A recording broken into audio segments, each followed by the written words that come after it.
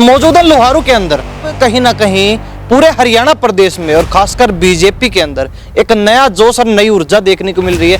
3 राज्यों में बम्पर जीत के बाद आज हमारे साथ खास बातचीत में विश्व विख्यात पहलवान और साथ ही बीजेपी की नेता बबीता फोगाट खास बातचीत में 3 राज्य में बम्पर जीत बहुमत के साथ आपकी पार्टी ने जो है अपने सत्ता पर हाथ मारा है कहीं ना कहीं। और विशेषकर राजस्थान की बात करें जहां आपको स्टार प्रचारक के रूप में भेजा गया, 35 सीटों में से 30-31 सीटों पर विजयी रही आपकी पार्टी जहां आपने चुनाव प्रचार प्रसार किया। कहते हैं ना कि मोदी जी की गारंटी सब पे भारी।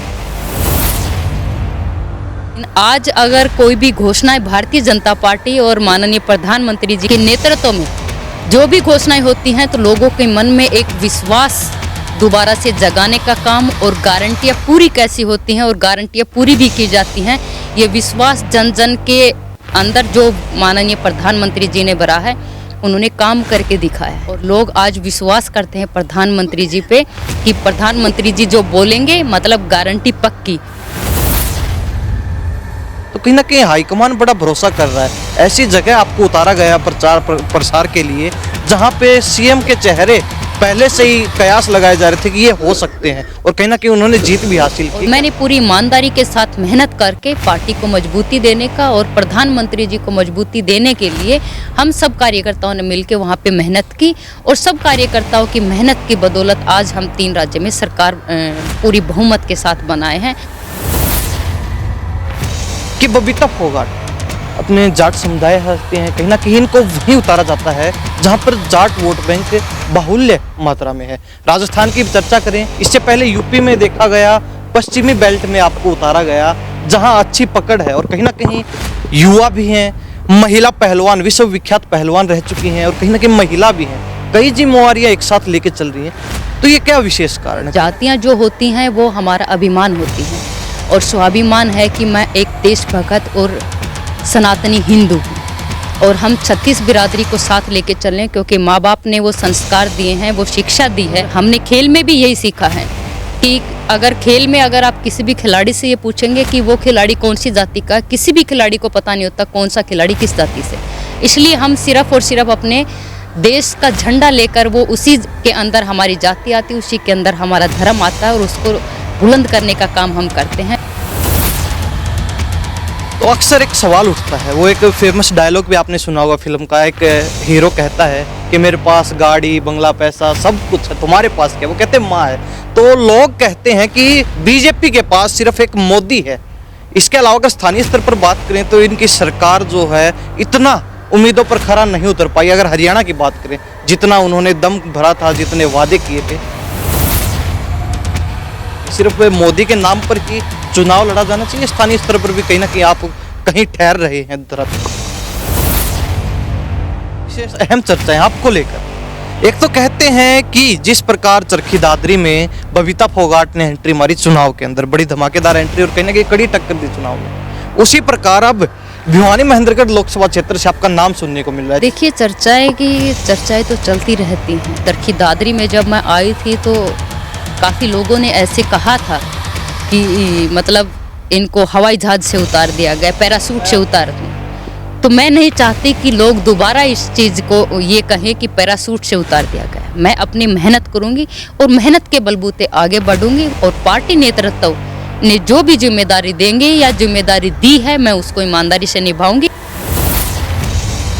प्राथमिकता कहाँ रहेगी? अपने क्षेत्र में रहेगी या फिर जहाँ पार्टी आदेश करेगी, निर्देश देगी वहाँ?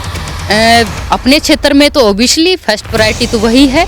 जिस क्षेत्र ने मेरी कर्म भूमि भी वही है, मेरी धर्म भूमि भी वही है और मेरी जन्म भूमि भी वही है। नमस्कार, स्वागत है आपका हरियाणा न्यूज 24 पर। मैं हूं प्रिंस लांबा, मेरे से विनीत सिंधु के साथ मौजूदा लोहारू के अंदर। लोहारू विधानसभा क्षेत्र वैसे तो चर्चित रहता है क्योंकि कृषि मंत्री यहाँ से विधायक है, लेकिन अब कहीं ना कहीं पूरे हरियाणा प्रदेश में और खासकर बीजेपी के अंदर एक नया जोश और नई ऊर्जा देखने को मिल रही है। 3 राज्यों में बम्पर जीत के बाद आज हमारे साथ खास बातचीत में विश्व विख्यात पहलवान और साथ ही बीजेपी की नेत्री बबीता फोगाट खास बातचीत में है, जिन्होंने 2019 में चरखी दादरी विधानसभा क्षेत्र से चुनाव लड़ा और कहीं ना कहीं अब लगातार दौरे भी कर रहे हैं। और विशेष बात जो हमें जानकारी मिली कि राजस्थान में बड़ी अहम जो है इनकी ड्यूटी लगी, चुनाव के दौरान चुनाव प्रचार किया, अपनी पार्टी के जो प्रत्याशी थे उनके पक्ष में लोगों से मिले जुले, लोगों कहीं ना कहीं अपनी पार्टी के कामों से अवगत करवाया और साथ ही अपनी पार्टी के वोट बैंक के रूप में तब्दील करने का काम किया। 35 विधानसभा क्षेत्रों पर ड्यूटी लगती है, जहां पर लगभग 30 से 31-32 सीटें विजयी रहती है बीजेपी, जहां बबीता फोगाट की ड्यूटी लगती है। ये बड़ी विशेष बात हमें पता चली, तो खास बातचीत करेंगे कैसा इनका जो है पूरा चुनाव का अनुभव रहा है और कहीं ना कहीं अब हरियाणा में भी चुनाव दस्तक देने वाले, चुनावी सरगर्मियां बढ़ती जा रही दिन ब दिन, क्या माहौल देख रहे हैं आने वाले समय में, इसका क्या प्रभाव जो है इन चुनावी नतीजों का पड़ने वाला है, खास बातचीत करेंगे। बबीता फोगाट जी, बहुत स्वागत आपका हरियाणा न्यूज। बहुत बहुत धन्यवाद जी। आज पार्टी के लोगों के बीच जो शीर्ष नेतृत्व लगा लीजिए, क्योंकि जमीनी स्तर से इन्होंने संजोया पार्टी को, तमाम जो लोग बैठे हैं कैसा लग रहा है, सभी से मिले जुले, बधाई दी चुनावी नतीजों की? बिल्कुल, मुझे सबसे पहले तो मैं सभी को बधाई देती हूँ और भारतीय जनता पार्टी के जितने भी कार्यकर्ता हैं उन सभी कार्यकर्ताओं को बधाई देती हूँ, क्योंकि उन कार्यकर्ताओं की बदौलत आज हम 3 राज्य के अंदर बम्पर जीत के साथ हमने एक माननीय प्रधानमंत्री नरेंद्र मोदी जी को मजबूत करने का काम सब कार्यकर्ताओं ने किया है। और मैं धन्यवाद करूंगी कि मैं पहली बार मतलब लोहारू में विजय शेखावत जी से मैं मिलने आई हूँ। पार्टी की मीटिंग में, कार्यक्रम में तो मिलते रहते हैं, बट यहाँ पे आज शादी समारोह में आए तो ऐसे कार्यकर्ता से और ऐसे अनुभवी नेता से हमें मिलने का मौका मिला, जिन्होंने पार्टी का झंडा उस समय में बुलंद किया है, पार्टी को उस समय संघर्ष के दौर से निकाल कर मजबूती देने का काम किया है। जब पार्टी का कहते हैं कि कोई यहाँ पे हरियाणा में झंडा उठाने वाला नहीं था, उस समय इन लोगों ने संघर्ष करके, तो इनकी जो अनुभव मैंने सुना तो मुझे लगता है कि हम जैसे कार्यकर्ताओं का भी इनसे बहुत कुछ सीखने की ज़रूरत है और बहुत कुछ सीख के हमें अनुभव इनका जो लेके हमें इनसे प्रेरणा लेकर आगे बढ़ने की ज़रूरत है।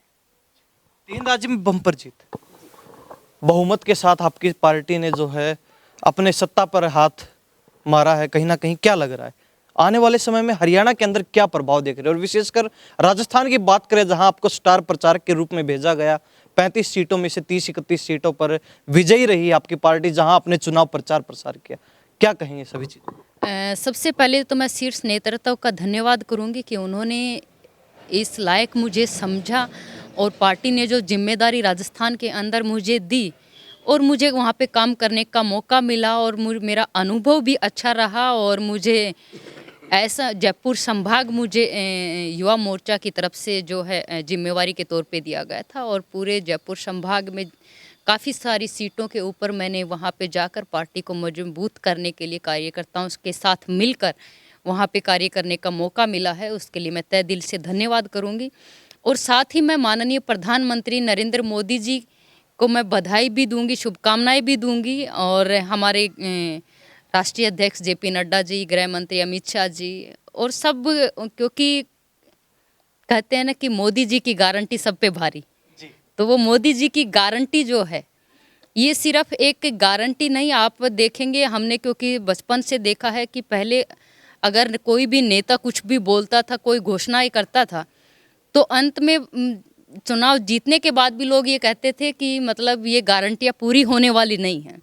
लेकिन आज अगर कोई भी घोषणाएं भारतीय जनता पार्टी और माननीय प्रधानमंत्री जी के नेतृत्व में जो भी घोषणाएं होती हैं, तो लोगों के मन में एक विश्वास दोबारा से जगाने का काम, और गारंटियाँ पूरी कैसी होती हैं और गारंटियाँ पूरी भी की जाती हैं, ये विश्वास जन जन के अंदर, जनता के अंदर जो माननीय प्रधानमंत्री जी ने भरा है, उन्होंने काम करके दिखाया है।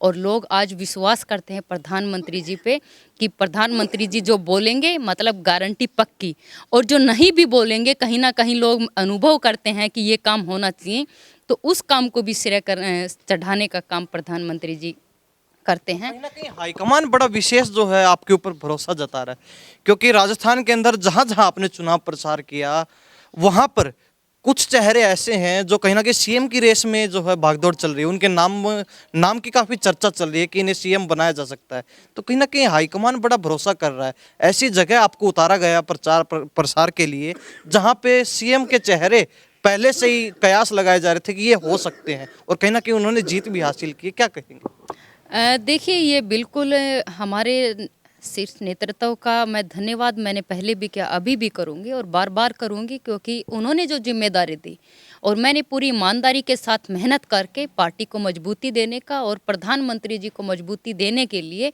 हम सब कार्यकर्ताओं ने मिलकर वहाँ पे मेहनत की और सब कार्यकर्ताओं की मेहनत की बदौलत आज हम 3 राज्य में सरकार पूरी बहुमत के साथ बनाए हैं। और आने वाले 2024 के लोकसभा चुनाव और हमारे हरियाणा के अंदर विधानसभा चुनाव को भी मजबूती देने का कहीं ना कहीं तीनों राज्यों में जिस तरह से सरकार बनी है, लोगों में विश्वास और भी बढ़ा है प्रधानमंत्री जी के प्रति, और उसको मजबूती देने के लिए हम सब कार्यकर्ता मिलकर आगे मेहनत करेंगे। एक बड़ा सवाल ये आता है, काफी चर्चा रहती है इसकी, कि बबीता फोगाट अपने जाट समुदाय हंसते हैं, कहीं ना कहीं इनको वहीं उतारा जाता है जहां पर जाट वोट बैंक बाहुल्य मात्रा में है। राजस्थान की भी चर्चा करें, वहां भी ऐसी ही जगह आपको उतारा गया प्रचार प्रसार के लिए। इससे पहले यूपी में देखा गया, पश्चिमी बेल्ट में आपको उतारा गया जहां अच्छी पकड़ है और कहीं ना कहीं युवा भी हैं, महिला पहलवान, विश्वविख्यात पहलवान रह चुकी हैं और कहीं ना कहीं महिला भी हैं, कई जिम्मेवारियां एक साथ लेके चल रही हैं। तो ये क्या विशेष कारण है? कहीं ना कहीं अपनी पकड़ मजबूत, कहीं ना कहीं आपको लग रहा है कि हाँ जाट समुदाय से आती हैं बबीता फोगाट, कहीं ना कहीं अगर इनको ऐसे क्षेत्र में उतारा जाता है तो उसका बड़ा विशेष फायदा मिलेगा, क्या मान के चल रहे हैं? मैं गर्व करती हूँ कि मैं जाट समुदाय से आती हूँ, लेकिन अगर मैं बात करूँ, क्योंकि ये जातियाँ जो होती हैं वो हमारा अभिमान होती हैं और स्वाभिमान है कि मैं एक देशभक्त और सनातनी हिंदू हूँ और हम 36 बिरादरी को साथ लेके चलें, क्योंकि माँ बाप ने वो संस्कार दिए हैं, वो शिक्षा दी है कि जब भी कोई मुसीबत में हो या कोई भी किसी तरह की तकलीफ में हो तो माँ बाप ने कभी भी जाति के प्रति कभी भी ये नहीं कहा कि बेटा उस जाति से आते। और हमने खेल में भी यही सीखा है कि अगर खेल में अगर आप किसी भी खिलाड़ी से ये पूछेंगे कि वो खिलाड़ी कौन सी जाति का, किसी भी खिलाड़ी को पता नहीं होता कौन सा खिलाड़ी किस जाति से। इसलिए हम सिर्फ और सिर्फ अपने देश का झंडा लेकर, वो उसी के अंदर हमारी जाति आती है, उसी के अंदर हमारा धर्म आता है और उसको बुलंद करने का काम हम करते हैं। तो वही चीज़ हम समाज को, बस ये है कि समाज को एक सूत्र में बांधकर पूरी 36 बिरादरी को आगे बढ़ाने का काम करेंगे।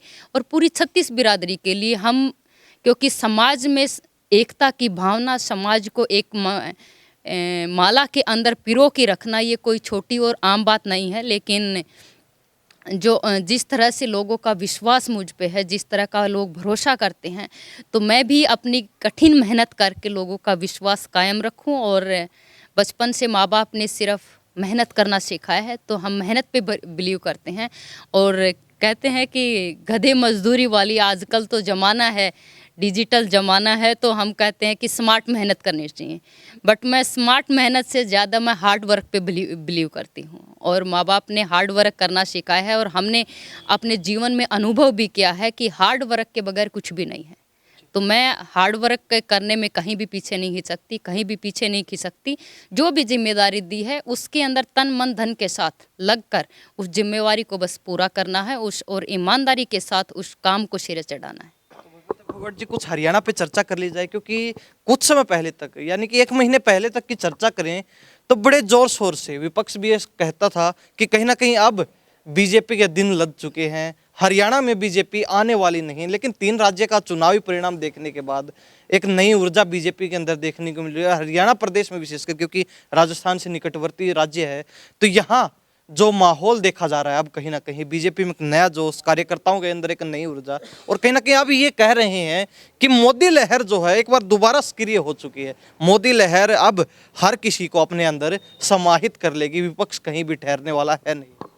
बिल्कुल वही मैंने कहा कि जन कल्याणकारी जो माननीय प्रधानमंत्री जी की तरफ से, प्रधानमंत्री जी जो जन कल्याणकारी जितनी भी योजनाएं आई हैं, उस योजना की सिर्फ योजनाएं नहीं बल्कि उनको धरातल पे उतारना और जन जन तक जो लाभार्थी हैं उन तक वो चीज़ पहुंचाना, ये कोई आसान काम नहीं था। उस एक तरह से नामुमकिन सा लगता था अगर हम पीछे जाकर अपने आप को देखें कि मतलब ये चीज़ें कभी सिरे भी चढ़ सकती हैं, ये काम ऐसे कभी हो भी सकते हैं जो हमने काम सपने में भी नहीं सोचा। प्रधानमंत्री जी ने उस काम को करके दिखाया है, चाहे धारा 370 की बात हो, चाहे 3 तलाक बिल हो, जो कि अपने कहते हैं कि जो मुस्लिम कंट्रियों में भी लागू नहीं था वो हमारे देश में लागू था। लेकिन उन मुस्लिम बहनों को भी अगर सम्मान देने का काम, उनका अधिकार देने का काम किया है तो माननीय प्रधानमंत्री नरेंद्र मोदी जी और गृह मंत्री अमित शाह जी के नेतृत्व में वो काम पूर्ण करके दिखाया गया है। चाहे नारी शक्ति वंदन अधिनियम बिल हो, इतने सालों से लंबित पड़ा, और माननीय गृह मंत्री जी ने संसद में भी कहा कि इस कानून को काफ़ी सालों हो गए लंबित पड़े हुए, उनकी नीयत और सोच नहीं थी। हम लोगों ने अगर करने की ठाना है तो हम इसको पूर्ण करके भी दिखाएंगे, और कम से कम ये नारी शक्ति वंदन अधिनियम 2023 बिल लाकर इसके साथ एक महिलाओं को गारंटी दे दी है कि ये लागू होगा, और इससे महिलाओं को भी नेतृत्व मिलेगा। जो महिलाएं आगे आना चाहती है राजनीति में, उनको भी एक प्रोत्साहन मिलेगा, और महिलाएं आगे आएंगी राजनीति में और अपने बात भी रखेंगी, और साथ में कानून बनाने में भी अपनी सहभागिता दिखाएंगी। तो कहीं ना कहीं हमारा देश बहुत ऊपर जाएगा। और एक बात और कहूँगी कि स्वामी विवेकानंद जी ने कहा था कि देश महिलाओं को साथ लेके आगे बढ़ेगा, वही देश प्रगति करता है।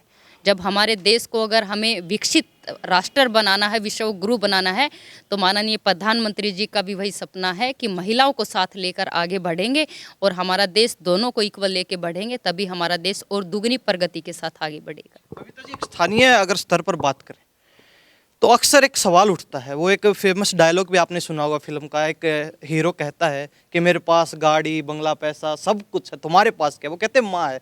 तो लोग कहते हैं कि बीजेपी के पास सिर्फ एक मोदी है। इसके अलावा अगर स्थानीय स्तर पर बात करें तो इनकी सरकार जो है इतना उम्मीदों पर खरा नहीं उतर पाई। अगर हरियाणा की बात करें, जितना उन्होंने दम भरा था, जितने वादे किए थे, उसको लेकर क्या कहेंगे? सिर्फ मोदी के नाम पर ही चुनाव लड़ा जाना चाहिए? स्थानीय स्तर पर भी कहीं ना कहीं आप कहीं ठहर रहे हैं धरातल? देखिए, प्रधानमंत्री जी सिर्फ माननीय प्रधानमंत्री जी ने जिस तरह से काम किया है, और आप अगर राज्य की बात कर रहे हैं तो हमारे मुख्यमंत्री मनोहर लाल जी ने भी बहुत मजबूती के साथ यहाँ पे धरातल पर उन योजनाओं को उतारा है जो प्रधानमंत्री जी के कार्यालय से, प्रधानमंत्री जी के नेतृत्व में जो हमारी जन कल्याणकारी योजनाएं थी, उनको भी धरातल पे पहुंचाने का काम। और दूसरा, हमारे हरियाणा सरकार में माननीय मुख्यमंत्री जी के नेतृत्व में भी बहुत सारी योजनाएं जो धरातल पे उतारी गई हैं, चाहे वो हमारे महिलाओं को लेके हो, क्योंकि अभी अभी जस्ट कुछ दिन पहले आपने भी देखा होगा कि महिलाओं के लिए जो गरीब जो बहनें हैं, उनकी शिक्षा के लिए जो मुख्यमंत्री जी ने घोषणा की है कि जो गरीब परिवारों से जो बहनें आती हैं, बेटियां आती हैं, उनकी शिक्षा का जो है पढ़ाई का खर्चा हम खुद देखेंगे। ऐसी बहुत सारी योजना, चाहे खेलों को लेके हो। खेलों को अगर आपको बताना चाहूँगी कि खेलों के अंदर हरियाणा सरकार पहली सरकार है जिन्होंने अर्जुन अवॉर्डी और द्रोणाचार्य अवॉर्डी जो खिलाड़ी थे, उनको सम्मान देने का काम किया है। क्योंकि कई बार क्या होता है, द्रोणाचार्य और अर्जुन अवॉर्डी खिलाड़ी होते थे, लेकिन उनको अगर किसी कारणवश अगर वो नौकरी नहीं मिल पाती थी तो वो कहीं ना कहीं रेहड़ी लगाने को मजबूर हो जाते थे, या कहीं ना कहीं अपनी कोई छोटी मोटी दुकान खोलने को मजबूर हो जाते थे, और अपने आप को अपमानित सा महसूस करते थे कि हमने देश के लिए इतना कुछ किया। कहीं ना कहीं सरकार को हमें सम्मान देना चाहिए। अगर उन खिलाड़ियों को भी सम्मान देने का काम किया है तो माननीय मुख्यमंत्री मनोहर लाल जी ने किया है। और सिर्फ उनको पेंशन ही नहीं, खिलाड़ियों का लिए पहला सेंटर पूरे देश में अगर रिहैब सेंटर खुला है तो पंचकुला के अंदर हमारी सरकार में खुला है। तो ऐसी बहुत सारी जन कल्याणकारी योजनाएं हैं जो माननीय मुख्यमंत्री मनोहर लाल जी ने डिजिटल माध्यम से, डिजिटल जमाना आ गया है तो डिजिटलकरण के लिए, और दूसरा जो खर्ची पर्ची वाली चीज़ें थी, जो एक हम छोटे छोटे थे तब से देखते और सुनते आ रहे हैं कि खर्ची पर्चियाँ चलती थी एक ज़माने में, उन खर्ची पर्ची को बंद करके, और जिनका अधिकार है, जिनका वास्तविक मतलब जिसको जो चीज़ मिलनी चाहिए, जो उसका अधिकार है, उनको वो सम्मान मिलता है और उनको वो अधिकार मिलता है। ये माननीय मुख्यमंत्री मनोहर लाल जी ने करके दिखाया। बबीता जी, आपको लेकर दो चर्चाएं, बड़ी विशेष अहम चर्चाएं आपको लेकर। एक तो कहते हैं कि जिस प्रकार चरखी दादरी में बबीता फोगाट ने एंट्री मारी चुनाव के अंदर, बड़ी धमाकेदार एंट्री और कहीं ना कहीं कड़ी टक्कर दी चुनाव में, उसी प्रकार अब भिवानी महेंद्रगढ़ लोकसभा क्षेत्र से आपका नाम सुनने को मिल रहा है। जिस प्रकार आप भी खुद भी सक्रिय हैं, अपने पार्टी के लोगों से मिल रहे हैं, जो आज भी आप लोहारू पहुंचे हैं, पार्टी के जो धरातलीय स्तंभ है मजबूत, उन लोगों से मिल रहे हैं, कहीं ना कहीं बातचीत कर रहे हैं, रुझान जान रहे हैं, आशीर्वाद ले रहे हैं एक तरीके से कहें। और जिस प्रकार आप सक्रिय हैं, साथ ही एक चर्चा ये भी है कि यूपी में कहीं ना कहीं आपका बड़ा अच्छा प्रभाव रहा चुनाव प्रसार के दौरान, राजस्थान में अच्छा प्रभाव, तो इसी प्रकार कहीं ना कहीं आने वाले समय के अंदर किसी बड़ी जगह पर और जो है बड़ी जिम्मेवारी आपकी लगाई जा सकती है। दो चर्चाएं हैं, तो किसको हम सही माने, किसको गलत माने? देखिए, चर्चाएं तो चलती रहती हैं और कयास भी लगाए जाते हैं पॉलिटिकल तौर पर, लेकिन पार्टी ने जहां भी जिम्मेवारी दी है, चाहे उत्तर प्रदेश में दी हो, चाहे राजस्थान के अंदर दी हो, और चाहे कहीं भी, चाहे चरखी दादरी में दी गई हो। जब आपने बात ठीक कहा कि चरखी दादरी में जब मैं आई थी तो काफ़ी लोगों ने ऐसे कहा था कि मतलब इनको हवाई जहाज से उतार दिया गया, पैराशूट से उतार। तो मैं नहीं चाहती कि लोग दोबारा इस चीज़ को ये कहें कि पैराशूट से उतार दिया गया। मैं अपनी मेहनत करूंगी और मेहनत के बलबूते आगे बढ़ूंगी, और पार्टी नेतृत्व ने जो भी जिम्मेदारी देंगे या जिम्मेदारी दी है, मैं उसको ईमानदारी से निभाऊंगी, और मेरे लायक जो भी मैं जनता की सेवा कर सकूं, क्योंकि मैं यहाँ पे सिर्फ जनता की सेवा करने के लिए आई हूँ। जनता के सुख दुख में उनके सहयोग बनकर, उनका सुख दुख की साथी बनकर अगर आगे बढ़ती हूँ, तो मुझे लगता है कि वो जनता का विश्वास मैं जीत पाऊँगी। और लोगों का विश्वास जीत कर ही किसी भी क्षेत्र में आप आगे बढ़ते हैं। तो माँ बाप ने कहा है कि बड़ों का आशीर्वाद लेके ही हमेशा आगे बढ़ना चाहिए। बड़ों का आशीर्वाद हमेशा फलता फूलता है। प्राथमिकता कहाँ रहेगी? अपने क्षेत्र में रहेगी या फिर जहाँ पार्टी आदेश करेगी, निर्देश देगी वहाँ? अपने क्षेत्र में तो ओबियसली फर्स्ट प्रायोरिटी तो वही है। जिस क्षेत्र ने मेरी कर्म भूमि भी वही है, मेरी धर्म भूमि भी वही है, और मेरी जन्म भूमि भी वही है। और कर्म भूमि हो गई, धर्म भूमि हो गई, जन्म भूमि हो गई, तो उससे मैं कभी अलग हो ही नहीं सकती।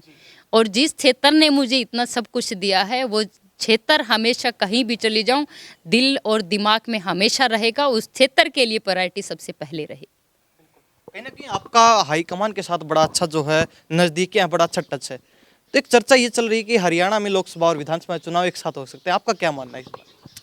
देखिए, पार्टी की तरफ से जो है इस विचार विमर्श हो रहा है, और वो तो पार्टी नेतृत्व को तय करना है। ये न हमारे हाथ में है और न ही हम इस चीज़ के ऊपर विचार करेंगे। बट पार्टी नेतृत्व विचार कर रहा है, तो वो सब फैसला जो है शीर्ष नेतृत्व को करना है। प्रयास यही लगा जरा, मुख्यमंत्री मनोहर लाल खट्टर ने कहा कि हम हर तरीके से चुनाव लड़ने के लिए तैयार हैं, चाहे साथ होते हैं तो भी हम तैयार हैं, अलग अलग होते हैं तो भी तैयार हैं। तो आपको क्या लगता है, तभी से ये प्रयास? बिल्कुल, देखिए, तैयारी तो होनी चाहिए, और ये भी युद्ध क्षेत्र है, ये राजनीति का युद्ध क्षेत्र है। राजनीति की युद्ध क्षेत्र में हो चाहे कोई भी क्षेत्र हो, तैयारी हमेशा रखनी चाहिए। और मुख्यमंत्री जी ने कहा है तो पूरी तैयारी के साथ कहा होगा। और जिस तरह से आप करें, कयास लगाए जा रहे हैं, तो कयास अगर लगाए जा रहे हैं तो कभी कभार अगर सच भी हो जाते हैं, तो अपनी तैयारी रखने में कोई हरगिज नहीं है। भारतीय जनता पार्टी 5 के 5 साल तैयारी रखती है, और भारतीय जनता पार्टी इसीलिए मजबूती के तौर पे आगे बढ़ती है कि भारतीय जनता पार्टी का कार्यकर्ता हर पूरे 5 साल लोगों के बीच में रहता है, और लोगों के बीच में रहकर उनकी समस्याएं सुनता है, और उनके बीच में रहकर ही लोगों का विश्वास जीतते हैं और आगे बढ़ते हैं। बबीता फोगाट जी, बहुत बहुत धन्यवाद खास बातचीत की। कहीं ना कहीं अक्सर आप मिलते जुलते रहते हैं, अक्सर साक्षात्कार होता है, बड़ा धन्यवाद आपने। बहुत बहुत धन्यवाद, बहुत बहुत धन्यवाद। जो है बबीता फोगाट खास बातचीत में थी, बीजेपी नेत्री, और साथ ही तमाम जो बीजेपी के लोग लोहारू विधानसभा क्षेत्र से विशेषकर आते हैं, तमाम जो इनके साथ मौजूद हैं, अच्छी खासी इनकी बातचीत चली है। आप कितना ताल्लुक़ रखते हैं बबीता फोगाट की बातों से, तमाम चीज़ों को लेकर अपनी राय भी रख दीजिए कमेंट में। क्या सोचते हैं आप इन सभी चीज़ों को लेकर? इन्हीं सब बातों के साथ मैं प्रिंस लांबा, मेरे सहयोगी सिंधु के साथ हरियाणा न्यूज़ 24। नमस्कार, जय हिंद।